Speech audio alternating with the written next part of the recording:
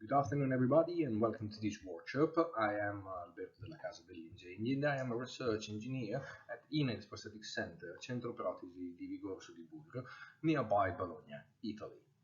Before starting with the presentation, let me first introduce you my company, the company I work for, Inail.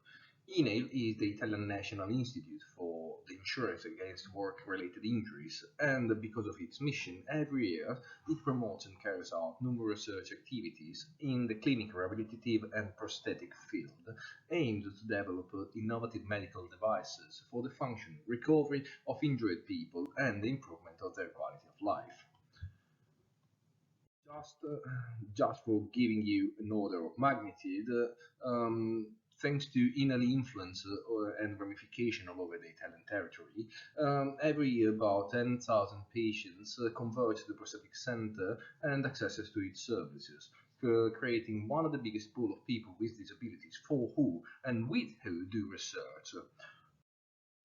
And for our research, we can rely on our research network, which accounts several university and research institutes, such as the University Politecnico of Milano, the Italian Institute of Technology, the University Campus Biomedico di Roma, the University Scuola Superiore Sant'Anna di Pisa, the CNR, and the local district for the Italian NHS. Getting to the focus of this presentation, upper limb prosthetics represent surely an application field for bionic technologies. In clinics, the state-of-art technology for upper limb prosthetic devices is usually represented by a myoelectric controlled prosthesis.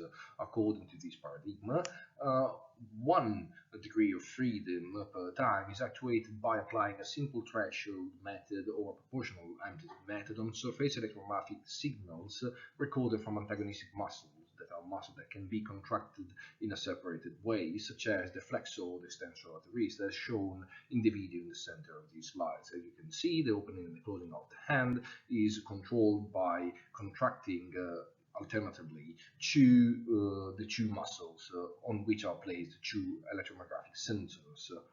In case of prosthetic devices in which we can find more than one active joint, the selection of the active joint, the switch between one active joint and the other, is normally achieved by external switches or normally a co-contraction, which is the simultaneous contraction of the two muscles used for controlling the prosthetic device. And that selection is normally cyclic, switching from one to another like in a forever loop. Despite the traditional control is very reliable and robust, it presents some limitation, such as the control is not intuitive nor physiological. Just think about the fact that for opening the hand, you have to contract the wrist or the extensor of the wrist or the flexor of the wrist. It is not possible to control more than 1 degree of freedom per time. It does not provide to the user any sensory feedback and does not exploit all the potential of commercially available multi-fingered hand prosthetic devices. Those prosthetic devices, which are robotic devices mostly, can control every finger of the hand and can assume different grasping shapes.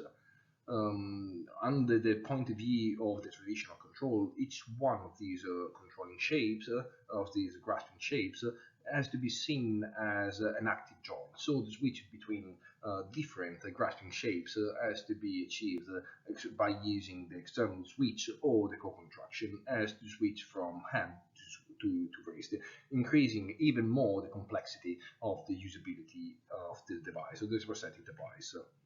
To overcome this limitation, in the last decade, both invasive in terms of surgical operation, we will talk in the latter part of the presentation, and non-invasive methods have been proposed. And under the point of view of the non-invasive solution, surely path recognition represents the most polarizing candidate.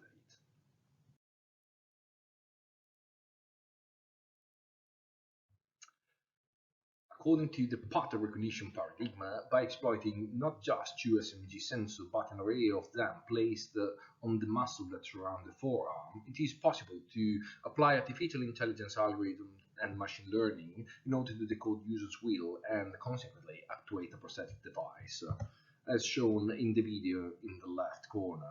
As you can see, in this case, the hand, the algorithm is able to detect what hand gesture the user is performing and consequently actuate the prosthetic device in order to mimic that gesture. The same phenomena can be observed also in people with amputation, thanks to their ability and the presence of the phantom limb sensation.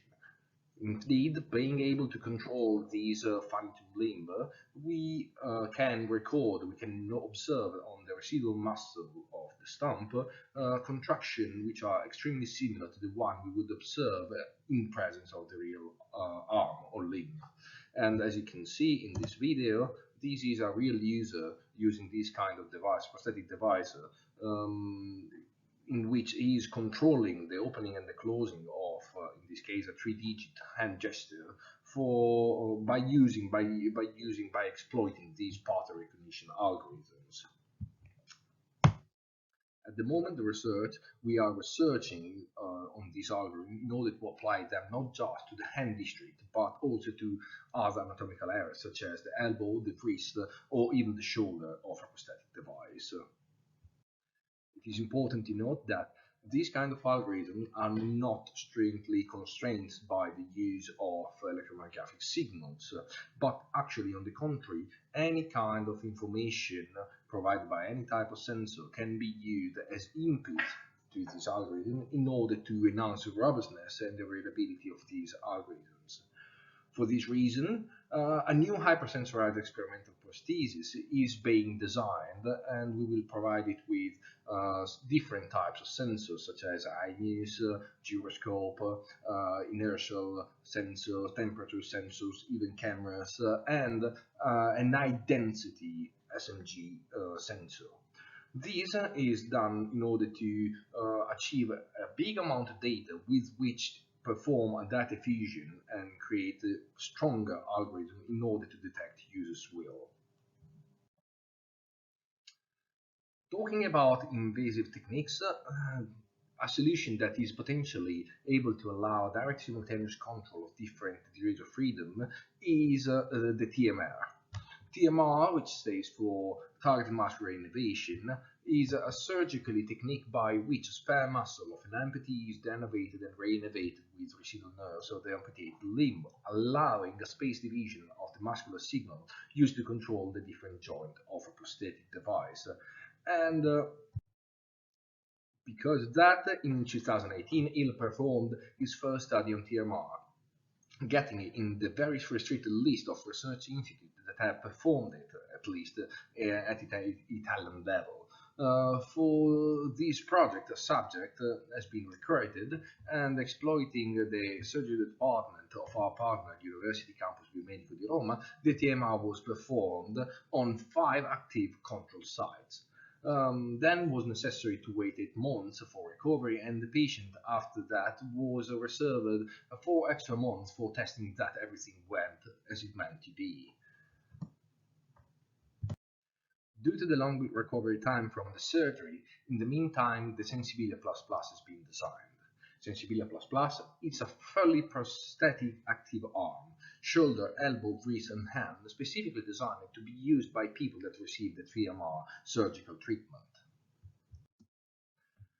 In here we can see the Sensibilia++ prosthetic arm being used successfully, and from the first experimental test performed on the subject that received the TMR treatment, we were able to assess that direct simultaneous control was possible. It was also possible to complete common ideal tasks, activity of daily living, and moreover, it has an estimated cost of 30% of the available commercial solutions. Another important phenomenon is that TMR procedure was found to have restoration of the sensation in the missing hand and the arm of the skin overlying the muscle or reinnervated muscles. And we also tested that by using tense or vibrotractile stimulation. Going more in depth and more invasive, We also try to create an interface direct with the nervous system, exploiting neural electrodes. Neural electrodes, which can be of two types. Intraneural electrodes, which basically, as shown in the video, consist in very tiny little needles that needs to be inserted into the nerve and allow us to record and simulate from it. The other kind is the cuff electrodes, which on the contrary needs to be wrapped around them in order to perform the same activities. Both of these types, although, induce a foreign body reaction that result in the tissue encapsulation of the device, causing a progressive decline of the electric functionality over the time due to the physical separation between the electric active sites and the axon 2 interface. For that reason, we cannot consider those kind of solutions as long term, but only few months of only for a few months those kind of electrodes and those kind of setups are really usable. Nevertheless, in 2017, a combination of cuff and internal electrodes were implanted for 11 weeks on a young woman with a hand amputation. And we also exploited pattern recognition around the residual muscle in order to decode the motion intention. We also placed on the fingertips of the prosthetic hand slippage and force sensor in order to record the interaction with the prosthetic device and an object.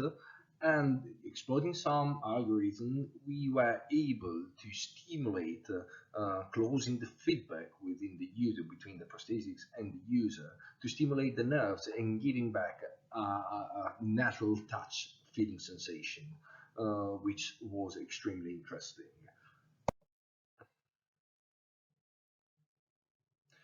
Just for giving you a touch of what we performed during the project PPR2, in this case the subject was performing some activity of daily lives. In this case was able to put blocks and cylinders within the right shape hole, or in this case she was able to fold and unfold a little very tiny, very thin tissue.